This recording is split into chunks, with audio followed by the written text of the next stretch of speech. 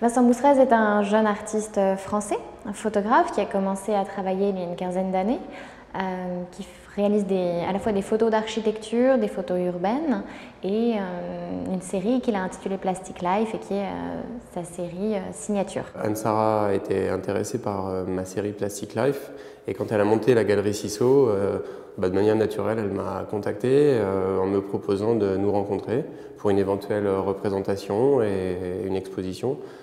Moi, ça m'a paru logique et du coup, on s'est rencontrés, ça s'est très bien passé. Nous avons choisi pour cette exposition de travailler ensemble, de penser l'exposition ensemble avec des œuvres totalement inédites qui n'avaient jamais été présentées et notamment sous ce format.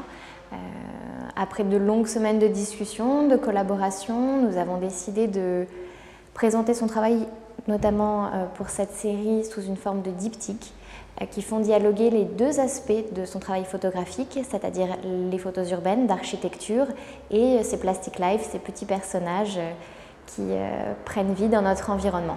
L'un des diptyques qui est présenté à la galerie Cisso en ce moment est un diptyque que j'aime particulièrement, qui est en noir et blanc et qui est composé notamment d'une photo Plastic Life que j'ai créée l'année dernière. Une photo qui est elle-même inspirée d'une célèbre photo prise à New York dans les années 30 qui représente des ouvriers en train de déjeuner en haut d'un building en construction. Le titre de ma photo est devenu « Lunch Atop the Possible Change » car pour moi, le crayon, l'écriture, permet de tout changer. Et c'est ce que je voulais dire dans cette photo.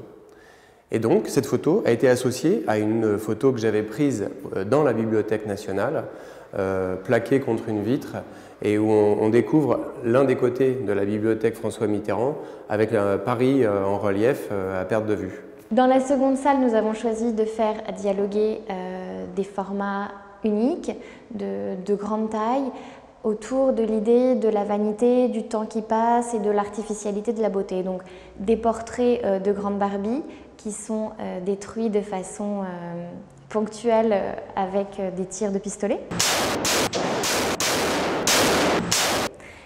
Et cette vanité revisitée dans laquelle l'artiste fait jouer ces petits personnages qui pour la première fois passent en 3D dans son travail.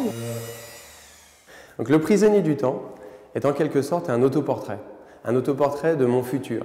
En quelque sorte, lorsque je serai mort, il ne restera plus que mon crâne et mes personnages. Eux, ils vont me survivre des dizaines, voire des centaines d'années.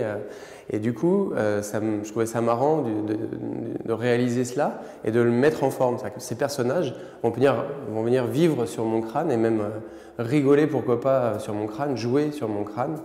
Et voilà. Et le prisonnier du temps, en l'occurrence, lui, il n'est pas en train de jouer. Il est en train de voir les années qui passent et de subir ces années qui passent. Et mon crâne devient en quelque sorte sa prison. C'est un bonheur de travailler avec Vincent parce que c'est un artiste qui est très réceptif, qui est très ouvert à tout ce qu'on lui dit, avec qui il y a un vrai dialogue, un véritable échange sur son travail qui permet une évolution permanente, une constante amélioration de son regard, de la façon de présenter son œuvre également.